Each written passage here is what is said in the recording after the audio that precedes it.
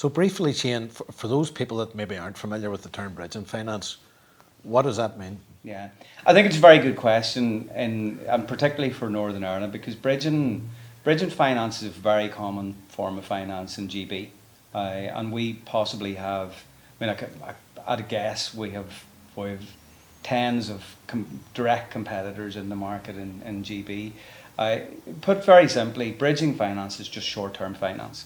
Um, Now, where the approach differs to the likes of a bank who's providing a 5 or a 10 year transaction, we will look at asset cover because we are a property secured lender. We will always look at asset cover, and we will look at debt servicing cover. But probably one of the most important conversations for us is what is our exit, because we're not going to amortize over 10 or 15 years.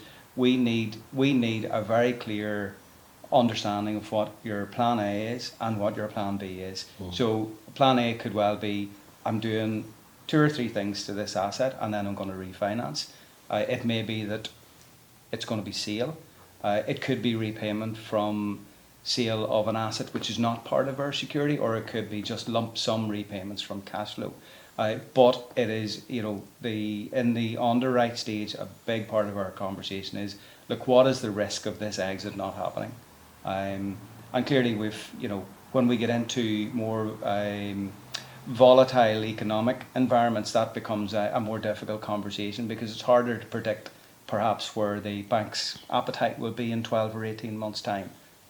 But we've been doing this for 10 years. We've seen difficult times before, and we understand how that impacts on our exits. And in some respects, we actually thrive in more volatile times, because when banks step back from the market a little bit, it creates more space for the alternative sector, and bridgers are a big part of that.